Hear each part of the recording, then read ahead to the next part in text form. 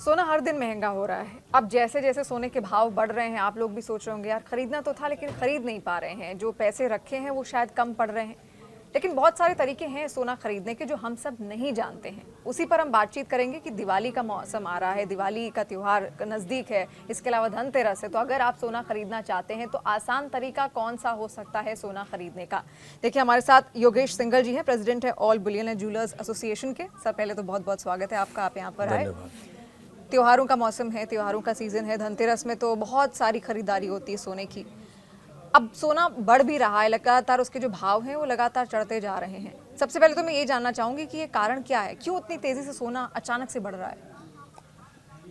देखिए, आप इस सुनेरियो को इस तरह समझिए जैसे भारत में नोटबंदी हुई थी और नोटबंदी के समय सोने का भाव तकरीबन 30,000 रुपये तोला था जी। और उसके बाद में सोना खरीदते खरीदते वो 70,000 रुपये का भाव हो गया, क्योंकि पूरे भारत के नोट सोने में कन्वर्ट हो रहे थे। जी। अब इसको समझिए कि वर्ल्ड के अंदर डॉलर एक करेंसी ऐसी है जो हर देश में काम में पाई जाती है। अब वो डॉलर के प्रति अविश्वसनीय होने के कारण अमेरिका के जो डोनाल्ड ट्रंप हैं वो कभी भी किसी भी देश पे कभी भी कोई भी एक बैन लगा देते हैं। पहले रशिया पे भी लगाया था कि आप डॉलर को यूज़ नहीं कर सकते। हाँ। तो लोगों में भय है, देशों में भय है और वो डॉलर को कन्वर्ट कर रहे हैं सोने और चांदी में, क्योंकि हेजिंग का सबसे बढ़िया टूल ये है और इससे हम तेल भी खरीद सकते हैं, इससे कुछ भी खरीदा जा सकता है विदेशों में। तो ये सोने में कन्वर्ट हो रहा है जो डॉलर, जो फॉरेक्स रिजर्व था हमारा और दूसरे देशों का, तो उसको कन्वर्ट करके गोल्ड में लाया जा रहा है। तो ये किस्म से डॉलर बंदी कह सकते हैं इसको वर्ल्ड की। और जब तक दूसरी करेंसी जी। डॉलर के मुकाबले कोई करेंसी नई नहीं आती तब तक ये तेज़ी थमने का नाम नहीं लेगी। जी। धनतेरस करीब है, कई लोग दिवाली की शॉपिंग भी करेंगे, सोना खरीदते ही खरीदते उस दौरान है। अब क्योंकि सोना बहुत ज़्यादा महंगा हो रहा है, लेकिन लोगों के मन में इच्छा तो रहती है कि धनतेरस है, त्यौहार है, घर में कुछ सोना आए, लक्ष्मी आए, लक्ष्मी का प्रतीक माना जाता है सोने को। तो क्या क्या तरीके हैं जो अब तक इंडियन फैमिलीज़ नहीं जानती हैं, लेकिन वो सोना आसान तरीके से या सस्ते भाव में भी खरीद सकते हैं। देखिए, सोने को एक तो फिजिकली रूप में जो हम खरीदते हैं, जाते हैं दुकानदार के यहाँ पैसे देते हैं और सोना ले आते हैं, अपने पर्स में रख लेते हैं, अपनी तिजोरी में रख लेते हैं, अपने घर में अपने हैंड में रख लेते हैं, अपने लॉकर में रख लेते हैं। और दूसरा ETF वगैरह हैं, डिजिटल प्लेटफार्म हैं, उसमें भी खरीद सकते हैं। उसमें आपको अपने घर में रखने की ज़रूरत नहीं है, सुरक्षा से आपको कोई मुक्ति मिल जाती है, कोई सुरक्षा के लिए चोर ले जाने का भय नहीं है। तीसरा, उसमें GST भी नहीं लगता है।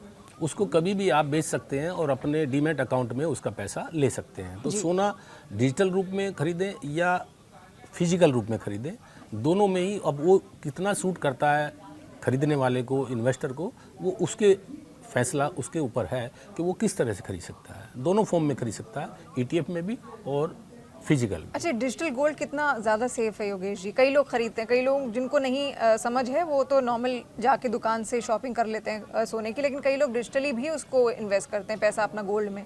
कितना सेफ है ये?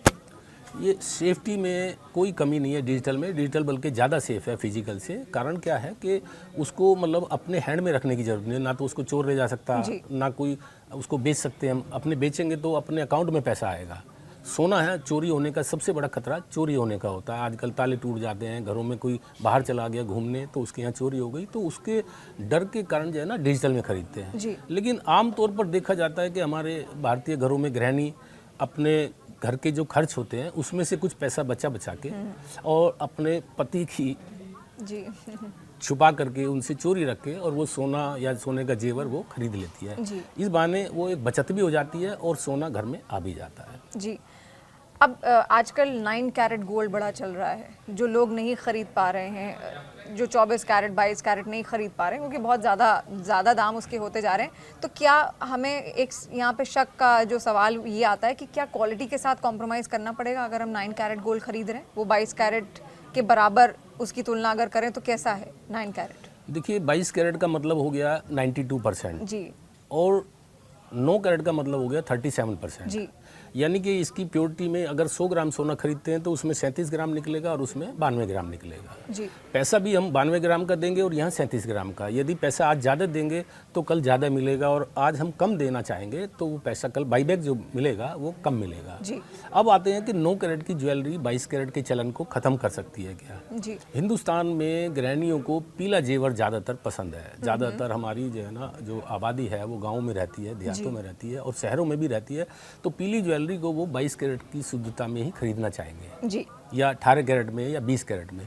9 कैरेट में सिर्फ डायमंड की ज्वेलरी ही जाएगी, क्योंकि उसमें रोडियम कर देते हैं। जिस ज्वेलरी का कलर बदल देंगे, क्योंकि 9 कैरेट में उसका कलर ऐसा हो जाएगा कि वो सोना नहीं दिखाई देगा, जी। तो या तो जो है ना वो रोडियम का वाइट कलर हो गया या तांबे का कलर कर अच्छा, दिया। सोने जैसा कलर बहुत ज्यादा नहीं दिखेगा, हाँ। मतलब बहुत पीला नहीं दिखेगा। हाँ, पीला बिल्कुल भी नहीं दिखेगा। मेटल ज्यादा मिक्स है उसमें। हाँ, तो इसीलिए जो है ना, या गर्लिश लुक के लिए आजकल की बच्चियां जो है ना फैंसी इटालियन चैन पहनना चाहती हैं, तो उसके काम में आएगा। जिस सोने का कलर बदल देंगे, रोडियम या तांबे का कलर होता है, डबल कलर आता है, तो उसमें तो ये काम में आएगा। मैक्सिमम ये डायमंड की ज्वेलरी में ही 9 कैरेट का चलन बढ़ेगा, क्योंकि पहले 18 कैरेट था, अब 14 कैरेट हो गया।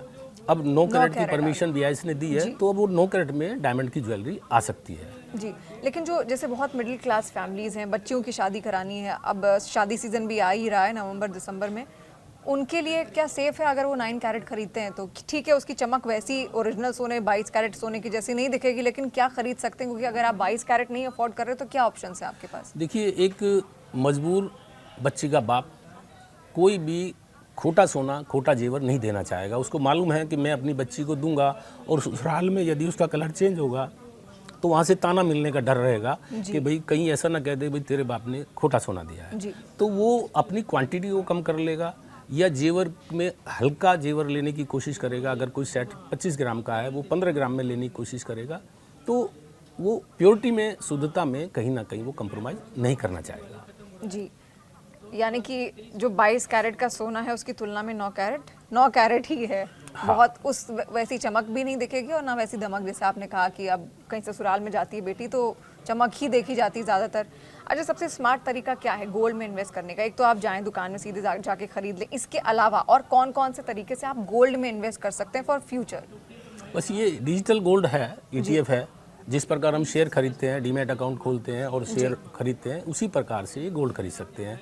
तो ये दोनों तरीके अच्छे हैं। लेकिन मैंने बताया, चूँकि हमारे भारत में गृहिणियाँ हैं जो पेटी बचत को करके और सोना खरीदती हैं। अपने जो पुश्तैनी सुनार हैं उनके पास जाके 2-2, 10-10 हज़ार, 5-5 हज़ार रुपया डाल के, कई ज्वेलरों ने स्कीम ही उनके लिए चलाई है कि भाई आप 11 महीने तक 10,000 रुपये, 5,000 रुपये महीना दो और 12वें महीने में हम आपको एक किस्त फ्री कर देंगे और उसके बदले में सोना दे देंगे। तो ये स्कीम इसीलिए चलेगी। तो भारतवर्ष में डिजिटल गोल्ड की खरीदारी बहुत पढ़े लिखे लोग, नौकरी पेशा लोग वो कर सकते हैं। जो भारतीय गृहिणियाँ हैं वो चोरी छुपे बचत करती हैं, तो वो डिजिटल गोल्ड में नहीं जाना चाहती। जी। इसके अलावा जब भी शेयर मार्केट में अप्स एंड डाउन्स होते हैं योगेश जी, तो हमने देखा एक अलग सी हलचल जो इन्वेस्टर्स हैं उनके मन में पैदा हो जाती है कि अब क्या करें, अब क्या करें, अब क्या करें। तो अचानक से फिर वो पैनिक बाइंग में आते हैं। पैनिक बाइंग की सोने खरीद लेते हैं, चलो कुछ फ़ायदा होगा, लॉस में नहीं जाएंगे, कुछ प्रॉफिट यहाँ पर हो सकता है। सेफ है वो पैनिक बाइंग? इतनी बड़ी हलचल अगर होती है शेयर मार्केट में तो क्या आपको तुरंत जाके पैसा निकाल के सोना खरीद लेना है? देखिए, पैनिक बाइंग किसको कहते हैं? जब हमारा विवेक, हमारी बुद्धि काम करना बंद कर देती है और जब सब एक्सपर्ट फेल हो जाते हैं। कोई भी एक्सपर्ट आज हिंदुस्तान में ऐसा नहीं है जो ये बता पाए कि ये सोने की यहाँ तक तेज़ी जाएगी, उसके बाद में मंदा आएगा। अभी कोई भी एक्सपर्ट, पहले $3600 का था, अब $3800 हुआ, फिर 4000 है, तो 4000 भी आज तोड़ दिया। 4000 के बाद में अभी 4200 का है। उसके बाद में अमेरिका के गोल्डमैन सैक्स है, उसका $5000 का है। किसी फाइनेंशियल एडवाइज़र का $8 से $12,000 प्रति औंस की सोने की रिपोर्ट है कि 2032 तक 8,000 से $12,000 प्रति औंस हो जाएगा, यानी कि 3.5 लाख 4 लाख रुपए तक सोना जा सकता है। तो ये फ्यूचर में है, लेकिन उससे पहले हमें ये तैयारी करनी होगी कि कभी भी तेज़ी के बाद में से मंदी आती है, क्या हम उसके लिए तैयार हैं? जी। कहीं ऐसा तो नहीं हमने अपने उस पैसे को सोने में लगा दिया जिस पैसे से हमें दूसरा काम करना था, और सोने में बाई चांस मंदी आ जाती है, तो उसके लिए भी हमें तैयार रहना चाहिए। जो लॉन्ग टाइम हमारे पास एक्स्ट्रा मनी है उसको हमारे को पोर्टफोलियो में रखनी चाहिए, उससे हमें सोना खरीदना चाहिए। लेकिन जो ज़रूरी कार्यों की, मान लिया कोई शादी करनी है, कोई ऑपरेशन कराना है, कोई मकान बनाना है, तो उस पैसे को भी सोने में कन्वर्ट कर दिया और कल मंदी आ गई ये बबल कहीं ना कहीं तो फूटेगा जाके। जी। सभी डॉलर का बदले में सोना खरीद लेंगे, कहीं से तो इसमें शॉर्ट सेलिंग आएगी, और जब सेलिंग आएगी तो उस मंदी को भी ध्यान में रखते हुए, उस रिस्क को भी ध्यान में रखते हुए सोने में इन्वेस्ट करना चाहिए। अभी 6 महीने में ही हमने बहुत बड़े चेंजेस देखे सोने में, एकदम से दामों में उछाल आया ही आया है, 1 लाख को पार कर चुका है। कई सारे, आपने इससे पहले कहा भी, कई लोग अपनी अपनी अलग अलग भविष्यवाणियां कर रहे हैं। कई ज्योतिषाचार्य भी ऐसे हैं भारत में जिनका ये कहना है कि इस साल के अंत तक 1.5 लाख के आसपास सोना होगा। आप इत्तेफाक रखते हैं इस बात से? बिल्कुल हो सकता है, कारण मैंने बताया जैसे नोटबंदी भारत में हुई थी तो दुगने पे सोना पहुंच गया, दुगने से भी ज़्यादा पहुंच गया था। और ये पूरे संसार की नोटबंदी है, डॉलर बंदी है, डॉलर में अविश्वसनीयता है, तो सभी देश यदि डॉलर के बदले में सोना खरीदना चाहेंगे तो मैं समझता हूँ सोने का भाव कुछ भी हो सकता है। तो इसकी कल्पना करना भी हमारे दिमाग से परे है। तो हमें छोटी छोटी मंदी पे कोई शॉर्ट सेलिंग, जैसे अभी एक एक्सपर्ट ने बताया 2000 ये दिवाली तक जी अपना 1,08,000 से 1,12,000 रुपये तक सोना आ सकता है। तो हमें उस गिरावट पे ध्यान बना के रखना चाहिए। अभी तेज़ी डबल हो चुकी है, 1 साल में 1.5 गुनी हो चुकी है, 1.25 गुना हो चुकी है। तो इन भाव में इन्वेस्टमेंट अपनी एक्स्ट्रा मनी का ही करना चाहिए। ज़रूरी पैसे को ऐसी पैनिक बाइंग करके नहीं खर्च करना चाहिए। आपकी कई सारी खुद की भी ज्वेलरी शॉप्स हैं। इसके अलावा अगर मैं आपसे पूछना चाहूँ, कई लोगों को समझ नहीं आता अगर पैसा कहीं से आया है तो अब उसको इन्वेस्ट कैसे करें। कुछ SIPs कराते हैं, शेयर मार्केट में लगाते हैं पैसा, कुछ लोग गोल्ड में इन्वेस्ट करते हैं। बेटर क्या है, गोल्ड में इन्वेस्ट करना या फिर आप SIP करा लो या फिर म्यूचुअल फंड्स, इनमें शेयर मार्केट में आप अपना पैसा लगाओ? देखिए, इसमें ये सब तरीके हैं, टूल हैं हमारे पास में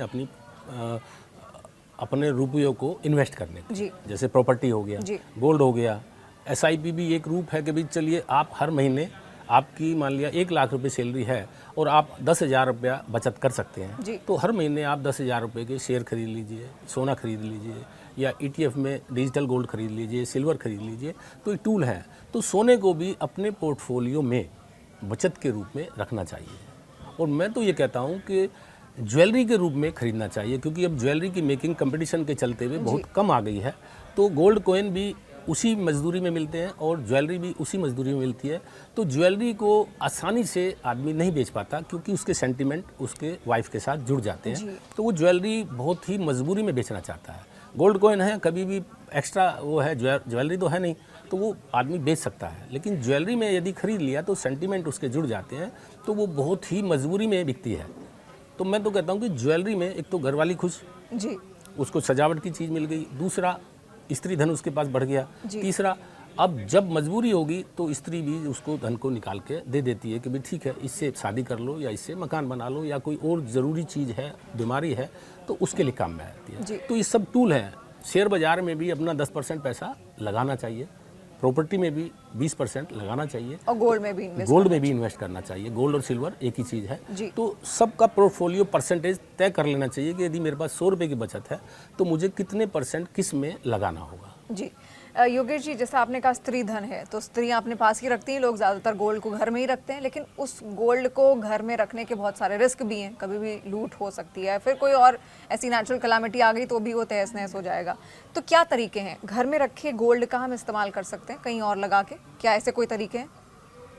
देखिए, गोल्ड को ब्याज पे भी दे सकते हैं, आजकल ज्वेलर ब्याज पे भी ले लेते हैं, लेकिन एक दिमाग का अपना डिसीजन होता है।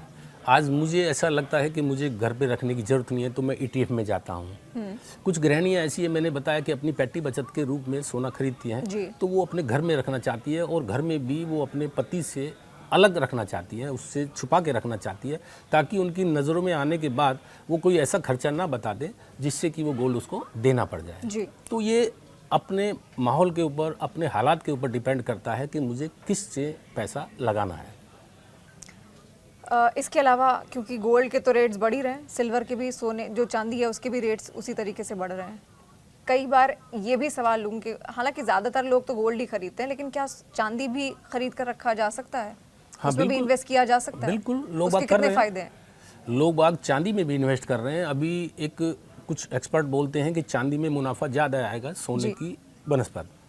अभी पीछे आपको याद होगा तो सोना 1 लाख रुपया 10 ग्राम था और चांदी 95,000 रुपये प्रति किलो थी, यानी कि सोने के भाव से कम थी। जी पहले किसी टाइम में हम 20-25 साल पीछे जाएं, 30 साल पीछे जाएं, तो सोने का और चांदी का रेशो 1 और 2 का था।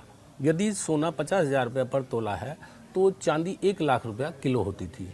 फिर ये रेशो गिरा, 1.5 गुना हुआ, अभी एक बराबर हो गया, बराबर के भी नीचे गया। जी। अब ऐसा लगता है आने वाले समय में जब सोने के प्रति सोना कम पड़ेगा, या खानों में भी जैसे मतलब एक खानों में सोना आने वाले 50 सालों में कहते हैं कि भाई इसकी शॉर्टेज हो जाएगी, तो सोने के बदले में वो चांदी की डिमांड बढ़ेगी। सोने की भी शॉर्टेज होगी आने वाले वक्त में, ऐसा एक्सपर्ट बोलते हैं कि तो क्या आने यही वाले कारण है इसीलिए इतनी तेजी से इसके रेट बढ़ नहीं, ये कारण नहीं है, क्योंकि आने वाले 50 सालों में ऐसा एक्सपर्ट बोलते हैं कि खानों में भी सोने का उत्पादन कम रह जाएगा।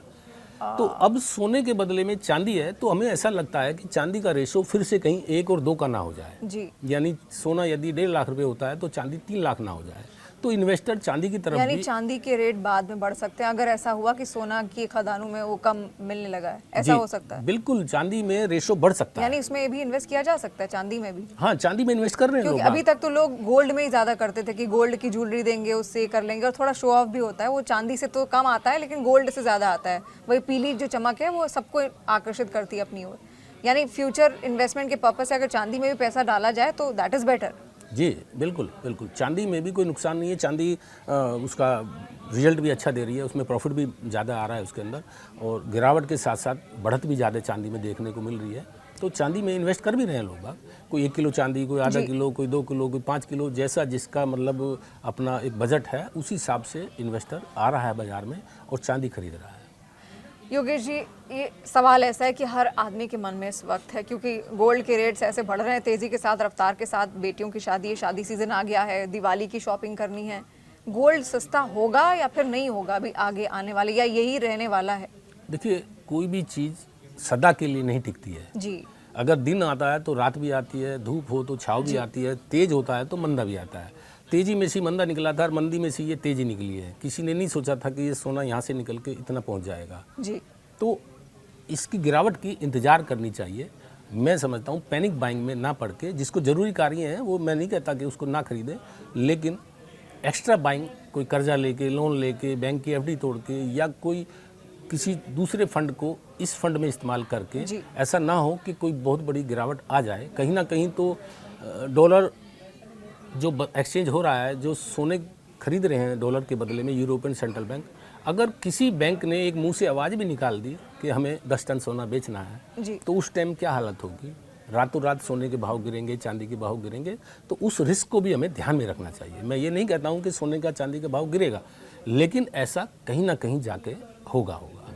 अब बोल है, ये बोल ऊपर फेंकोगे तो नीचे आनी है। सोने का भाव बढ़ेगा, अगर 100 रुपये बढ़ा है तो 50 रुपये तो घटेगा, 25 रुपये तो घटेगा।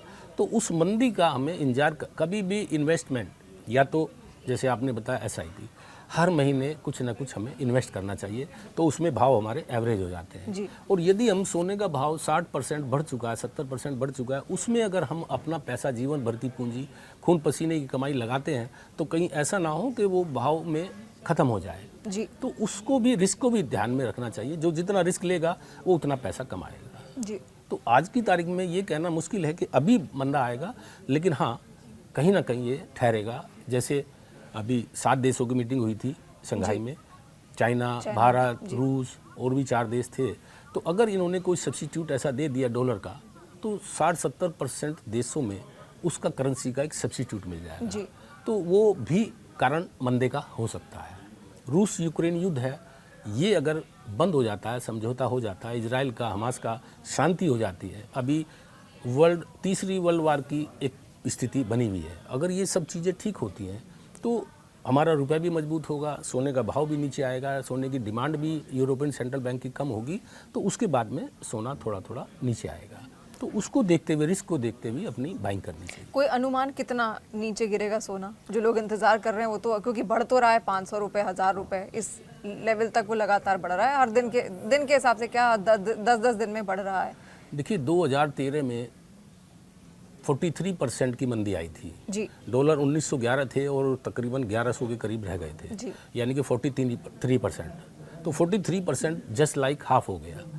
तो हर तरह की चांदी है, 75,000 रुपये में लोगों ने खरीदी थी और 1 लाख रुपए की र्यूमर थी। जी। उस चांदी 1 लाख रुपए नहीं गई और नीचे में आ गई 35-40 हज़ार रुपया, और लोगों ने 50,000 रुपये तक जितनी चांदी 75,000 में ली थी वो सब बेच दी। आज वो ग्राहक आके बताते हैं जी हमने चांदी खरीदी थी 75 में और कई सालों तक वो 75,000 का भाव देखने को नहीं मिला, तो हमने नुकसान में बेच दी। तो उसको रकम को कहीं ना कहीं यूज़ करना था। जी। तो एक्स्ट्रा रकम को ही इस पैनिक बाइंग में लगाएं।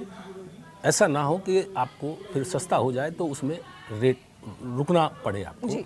तो हमेशा लॉन्ग टाइम, मैं ये कहता हूँ जिसको 10-15 सालों के लिए लेना है वो 2 लाख का भाव जाएगा तो भी खरीद लेगा, तो वो भाव ब्रिज करेगा। 10-12 सालों में एक सर्कल ऐसा आता है कि वो भाव भी ऑल टाइम हाई को वो तोड़ता है। लेकिन अगर कोई छोटे नज़रिए से सोचता है तो मेरे ख्याल में उसको अपने रिस्क को देख करके ही डिसीजन लेना चाहिए। जी योगेश जी, जैसे क्या करना चाहिए अगर आपके पास जैसे बहुत सारा पैसा एक साथ ज्वेलरी खरीदनी चाहिए, या आपके पास थोड़ा थोड़ा पैसा बच रहा है तो आप गए, आपने गोल्ड खरीद लिया, बिस्किट खरीद लिए, या फिर छोटे कॉइन्स खरीद लिए, क्या करना चाहिए? ऐसे इन्वेस्ट करें या फिर एक साथ जाके खरीदाएं? देखिए, मान लिया मेरी बच्ची की शादी है जी। और 2 महीने बाद है, तो मुझे जाके सीधे सुनार की दुकान पे और ज्वेलरी खरीद लेनी चाहिए। जी। अगर मेरी बच्ची की शादी 2 साल बाद होगी या मेरी बच्ची की शादी 5 साल बाद होगी तो मुझे गोल्ड की फॉर्म में सोना ले लेना चाहिए, क्योंकि उस टाइम पे छोटे कॉइन्स, छोटा ज्वेलरी, सोना। जी, ज्वेलरी की किस तरह की डिमांड होगी, किस तरह के डिज़ाइन होंगे चलन में, तो उसको देखते हुए उस टाइम आउट ऑफ फैशन ना हो जाए वो, उसके लिए उसको रफ सोना खरीद लेना चाहिए। तो ये अलग अलग सरकमस्टांसेस पे डिपेंड करता है कि उसके हालात क्या हैं, उसको किस तरह का डिसीजन लेना चाहिए। यानी अगर वक्त है तो आप छोटे इन्वेस्टमेंट में भी सोना खरीद सकते हैं। अगर एक साथ खरीदना है या फिर अचानक से कोई इमरजेंसी आपको चाहिए तो आप जाके तुरंत ले सकते हैं सोना। हाँ बिल्कुल, जिसको ज़रूरी है, शादी ब्याह है, जिसके घर में आज नहीं है, 2 महीने में, 3 महीने में, उसको ज्वेलरी खरीद लेनी चाहिए। उसको मंदे तेजी का वेट नहीं करना चाहिए। अगर उसकी शादी के समय पे सोना और बढ़ गया 10-20 हज़ार रुपया तो वो उसका बजट बिगाड़ेगा, और घट गया तो उसको तो इन्वेस्ट करना है, बच्ची को देना है, तो उसको ले लेना चाहिए।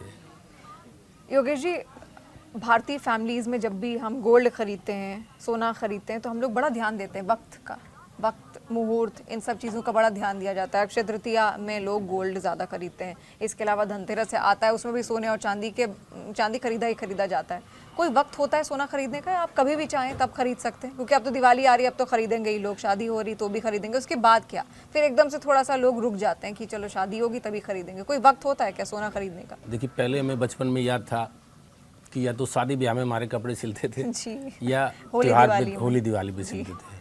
अब तो जब जेब में पैसे हैं जब भी दिवाली है, और जब जेब में पैसा नहीं है जब भी दशहरा है। जी। तो ये वक्त अब जो नई जनरेशन है वो नहीं मानती है। वो सिर्फ मानती है कि भी ये पैसा मुझे किसके लिए जोड़ना है। आज वो बढ़िया गाड़ी चाहती है, बढ़िया पर्स चाहती है, बढ़िया मोबाइल चाहती है, बढ़िया विदेशी टूर चाहती है।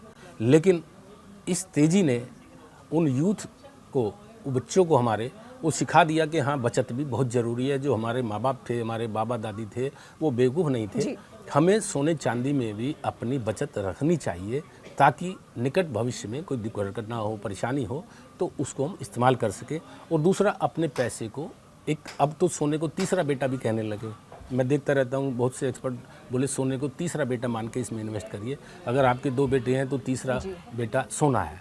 अगर वो आपकी कोई केयर नहीं करेंगे तो सोना आपकी केयर करेगा, आपका बुढ़ापा काट देगा। तो अब ये लोगों को समझ में आ रहा है, और हमें तो खुशी है कि हमारे बच्चों को बचत की तरफ ध्यान जा रहा है। ये हमारे लिए बहुत बड़ी बात है। जी योगेश जी, अपना वक्त आपने हमको दिया उसके लिए बहुत बहुत धन्यवाद। और मुझे लगता है बहुत सारे सवाल भी ऐसे दर्शकों के थे सोने से जुड़े हुए, क्योंकि इतनी तेज़ी से भाव बढ़ रहा है सोने का और लोगों को समझ नहीं आ रहा अब खरीदना है तो कैसे खरीदना है। आपने बहुत आसान तरीके भी यहाँ पर समझाया, कैसे आप ऑनलाइन भी इन्वेस्ट कर सकते हैं, जाकर भी दुकान में खरीद सकते हैं। उसमें भी कौन कौन से अलग अलग कैरेट्स के सोने हैं वो आप आराम से जाकर खरीद सकते हैं। अगर आपके पास कम पैसा है तो भी, ज़्यादा पैसा है तो भी। बहुत शुक्रिया योगेश जी, आने के लिए बहुत धन्यवाद।